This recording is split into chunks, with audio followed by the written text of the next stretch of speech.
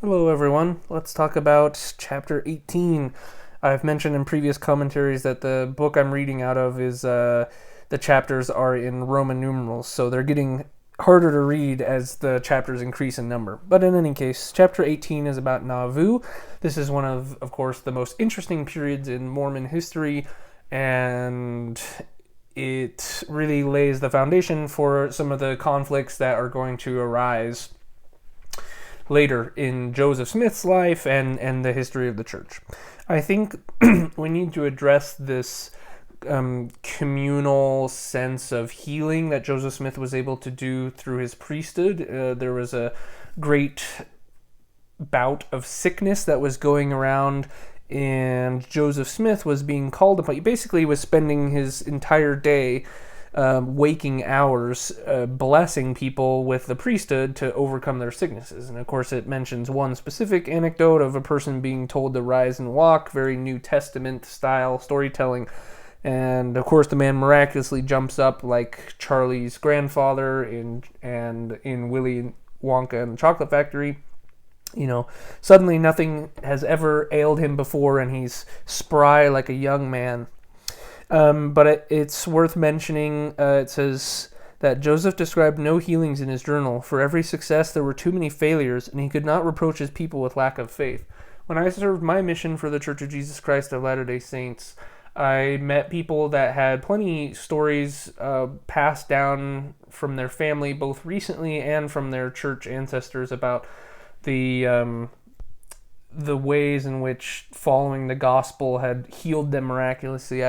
I know one story from my own personal ancestry. I have a ancestor that was given a commandment by Brigham Young to set up a logging mill, a sawmill, and he had an experience where the Holy Ghost told him to move at a certain moment when he was in the mill, and he did follow that prompting, and then there was this malfunction, and the saw blade came out, and if he had stayed where he was, he would have been impaled by the saw blade.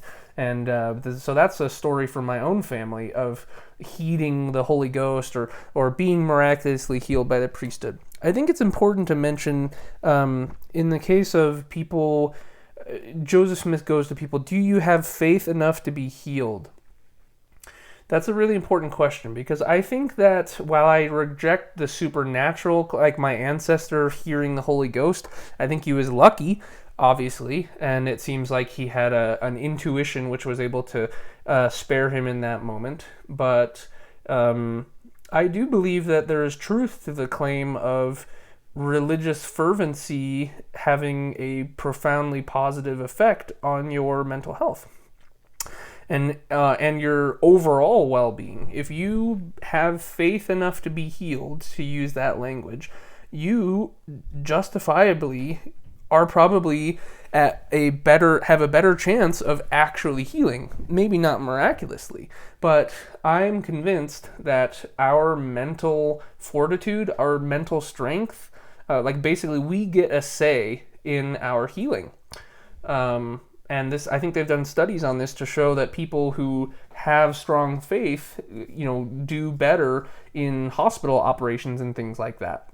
They recover faster, they suffer less adjacent injuries and things like that. So I think it's totally true. I just think it's not because of supernatural blessings from God or punishments from God. It's rather just our psychology can be manipulated in such a way that our cells are given information to heal or to work harder towards the goal. I think it goes along the lines of Viktor Frankl's philosophy. Viktor Frankl, of course, is the famous author of Man's Search for Meaning, amongst other books. And basically the thesis of that book is if you have a why, like if you have a sense of purpose in your life, you can overcome any obstacle or any burden. And so I think Mormonism is, and Christianity and other faiths, one of the things that they offer and is so appealing to people is that sense of faith can heal you. that sense of faith can give you the strength you need to persevere through difficult circumstances. So I think the Mormons have plenty of bad circumstances, and those who stayed faithful probably had a greater chance of staying alive. I think it's so interesting how Joseph Smith is able to overcome all of these failures and all of these setbacks, and no one thinks he's a bad leader. People are still enamored. It says that Joseph had been eager to recover the prestige and authority, and he had seized the reins and held them. This is so interesting that you would think, but if you think about it, there are probably content creators that you watch on YouTube or political pundits or people on TikTok, whatever it may be. Sorry, I am sick. I'm overcoming a sickness, so that's why my voice isn't so great today.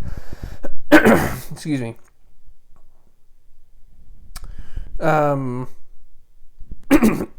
Sorry. You know a content creator that you probably follow and appreciate their opinion. They always think, you may think that throughout the presentation of this audiobook and commentary, you may have come to the conclusion that you think I'm a pretty smart guy. Maybe. I don't know.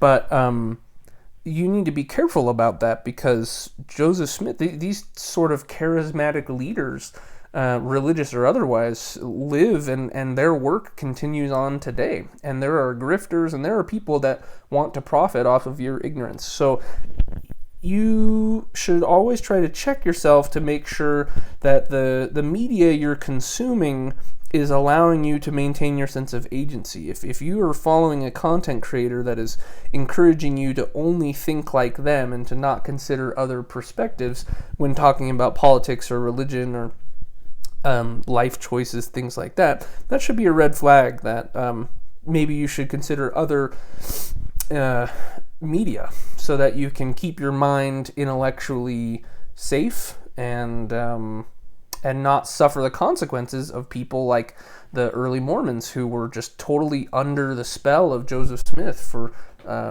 all these years, despite so many horrific things happening to the early Mormons. I love this editorial in the Chicago Democrats saying that we will not go so far as to call the Mormons martyr mongers, but we believe they are men of sufficient sagacity to profit by anything in the shape of persecution. The Mormons have greatly profited by their persecution in Missouri. Now, it's definitely worth mentioning, and I think I stated this pretty sufficiently in previous commentaries, I do think that the Mormons suffered many grievous injustices during their time in Missouri specifically. But it can just as well be said that I think this quote nails it on the head. The Mormons, to this day, a huge part of our worldview as Mormons is that we are a people chosen by God, and that the reason that we are persecuted so much is that Satan does not want God's church to build. Satan doesn't want God to win, and so he inspires millions of people the world around to distrust Mormons. Of course, that's less true today than it was in Joseph Smith's time, because, as I've stated in previous videos, Mormons occupy the highest positions of status and leadership in the world. There are Mormon politicians at the highest level throughout the world. There are some of the wealthiest men and women in the world are Mormons. Some of the most successful and endearing athletes, musicians, Mormons are everywhere. And they may get made fun of on South Park and things like that, but if they can use that narrative of persecution to their advantage, they absolutely will. And I grew up believing that we were persecuted. I was made fun of in high school for being Mormon. I took it as I was a good sport about it, but people genuinely were pretty skeptical about Mormonism. I grew up in the Midwest with a lot of Protestant and Catholic practitioners, but not a lot of Mormons. So I was definitely a bit of an oddball, and people liked to give me a hard time about it. So I definitely felt some of that persecution, but the worldview that I was taught is that like everyone is against the Mormons and that Satan has conspired to lead the hearts of the children of men away from the truth, etc. You got to give the Mormons credit for their industrial zeal to be able to move to this new place in Nauvoo, secure the real estate from this shady dude that's Isaac Galland. That's half of the deeds he's selling them are legit, and the ones in Iowa are not legit, which comes to burn them later. But you got to give them credit. They moved to Nauvoo, and they're building houses. They're building a temple. They've got this really smart grid system of the square city blocks, which I have always thought is a really smart idea. That's how Salt Lake City is developed, is these square grids, and that started here in Nauvoo. You gotta give them credit. They really were working hard, and it says that a lot of the skilled craftsmen that were working on the temple were not being paid by anything other than food and clothes and shelter. But you got to ask yourself, like, is that the worst thing in the world? I think one of the worst illnesses that all humanity has to deal with is boredom. And you could say whatever you want. These guys were working hard, but they probably weren't ever bored. They believed in the cause they were working towards. There was probably an insane amount of morale as everyone was banding together for a unified cause. And so I think the people that were working on the temple probably felt quite fulfilled by that project. I don't really feel super fulfilled by my job that I work now, but this recording project has brought a lot of satisfaction to me, and is a hobby that I really enjoy, because the comments that I've gotten from you listeners have been really encouraging. Almost every single person that has left a comment has had nothing but nice things to say, and I really appreciate that. And please continue to comment. I love hearing your thoughts and the things that resonate with you. We see here in Doctrine and Covenants, section 124, this is the God telling the saints to build a hotel bit, and it says, Joseph had somehow succeeded in welding two antithetical principles. He had come to identify the goodness of God with the making of money, and had succeeded in making the union palatable to his saints. This is the bedrock of Mormonism today. The Ensign Peak Foundation investment group, whatever it's called, is the investment arm of the LDS Church. It is rumored to have well over $100 billion. Some say, I've heard people say 100, I've heard 130, $150 billion, perhaps more. And this is just investments. It's not the total net worth of the church. But we're talking global Fortune 500, probably top 50 companies in the world. The Mormon Church has so much unimaginable wealth. It's staggering. And many Mormons do not know this. So when the whistleblower complaint from an Ensign Peak fund manager came to the IRS in 2019 and was reported in United States national news such as the Washington Post and the New York Times, this was a huge deal. I remember it hit me like a truck. I was a believing member at the time, but I had just started my faith, what I would call my faith crisis. Is this really true? And then I saw the headline about the church hiding that it has all this money. I go, I'm a poor college student I've paid 10% of my gross income before taxes my entire life and adult life, and I am poor and struggling, and the church has more money than I can even I can't even conceive of that being a material amount of wealth that one entity could have. So Joseph Smith, this starts here. It arguably could have started before, but it is now in full effect in Nauvoo that making money, cunning enterprise, and making profit is part of God's plan. You can't build the kingdom of God unless you magnify your talents, and for the saints that means applying their industry for profit and storing up for a rainy day.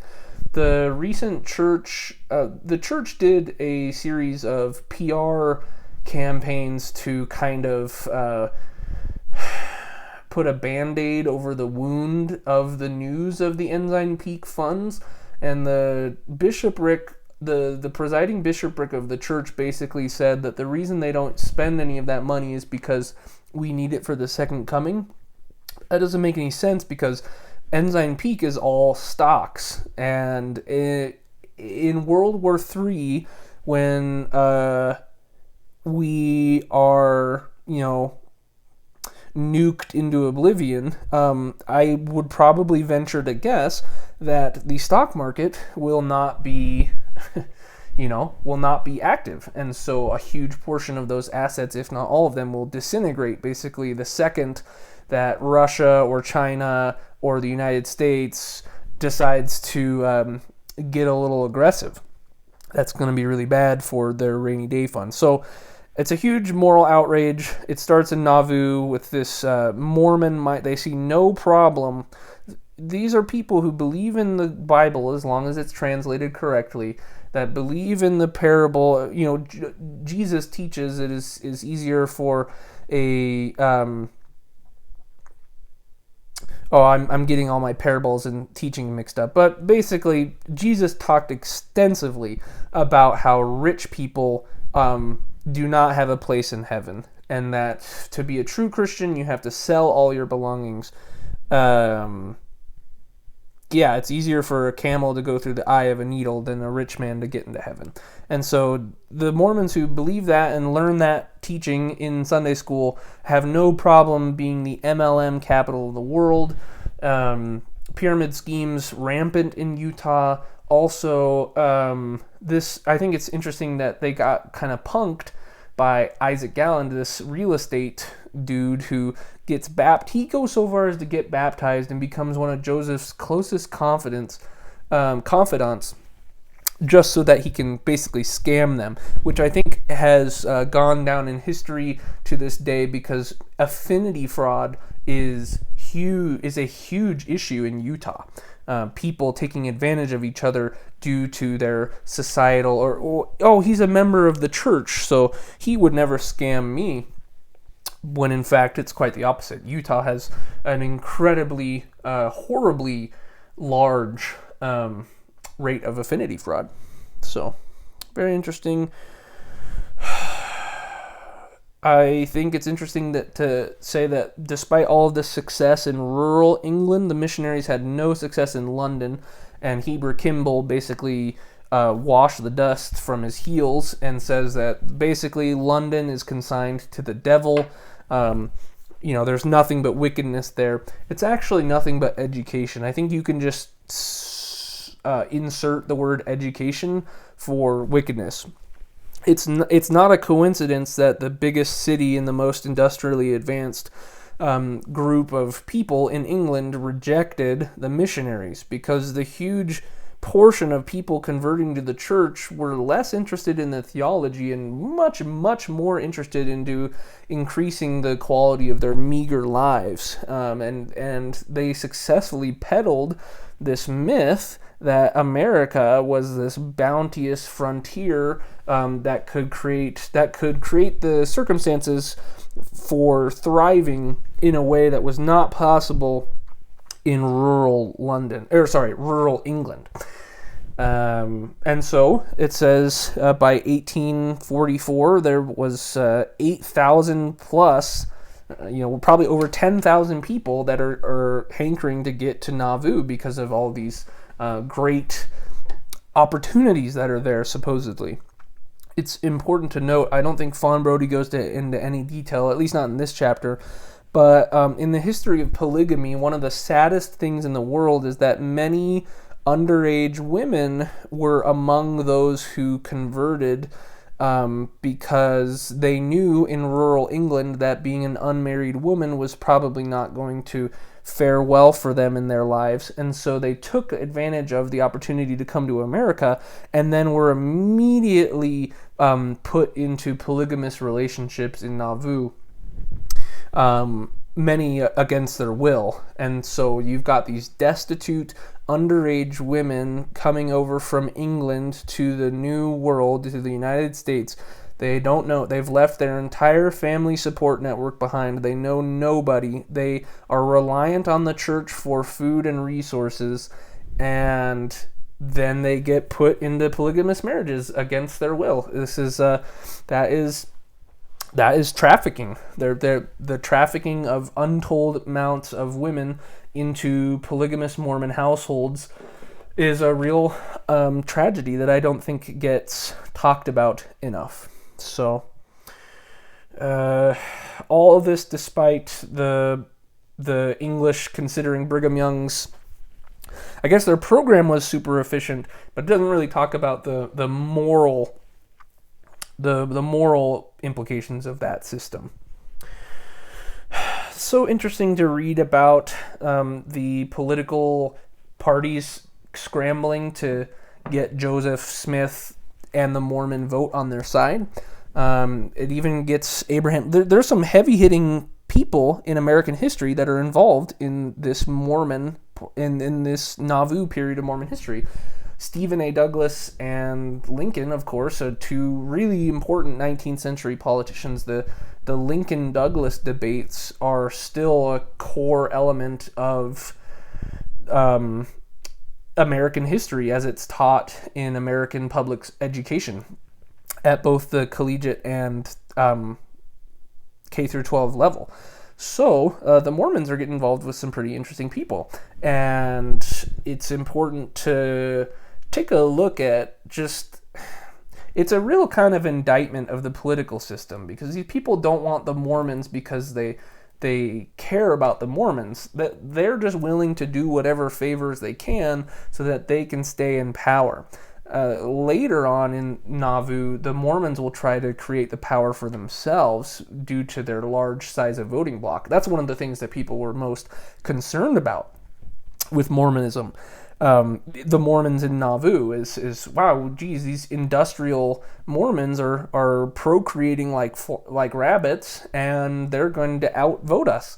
And so people were, before that happened, people were trying to get on their good graces, because if you could get them, the Mormons vote as a block, so if you can get them to if you can get them to think that your side is right, or at least do enough favors for them to look the other way, then you've earned yourself a gigantic boon in the political process in democracy. There are so many good things about democracy, but this is one of the faults, is that people can vote in a block like this and really hurt the electoral circumstances for other people who perhaps do not want to live in a theocratic military state as their neighbors. So I think it's so important to mention that the town of Nauvoo, maybe not important, but humorous to mention that the town of Nauvoo did have a brothel.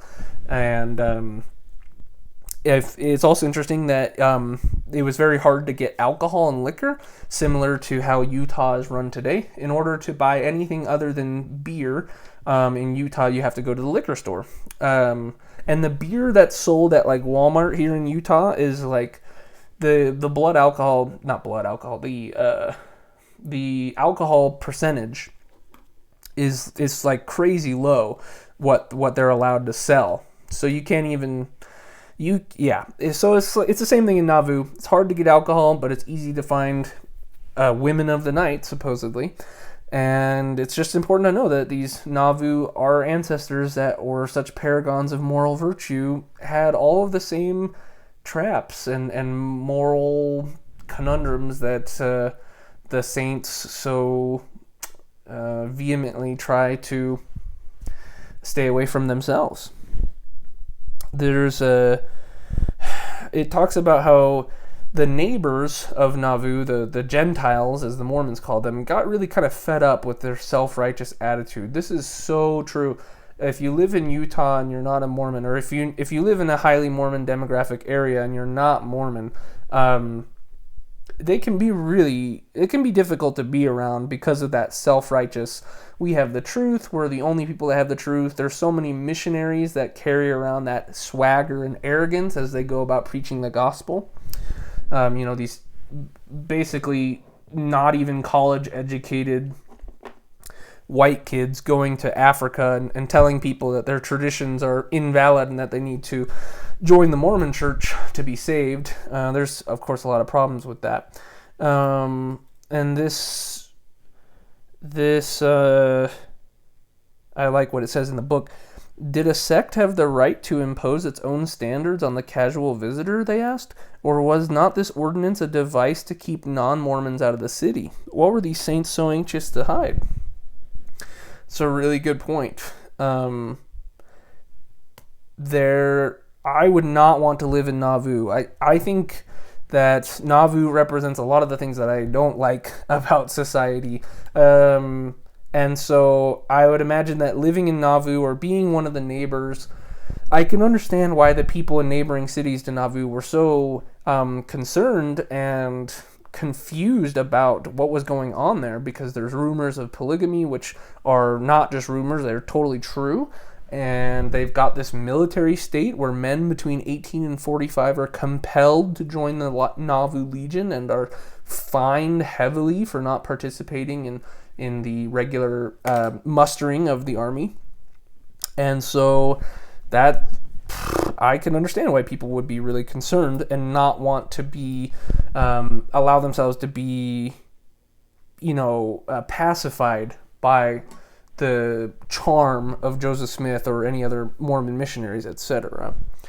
I think it's interesting that Joseph Smith gets arrested. It's like this plan. The people know that he's en route after an interview with Governor Carlin. They know he's going to be alone and unsupervised, and so they get him.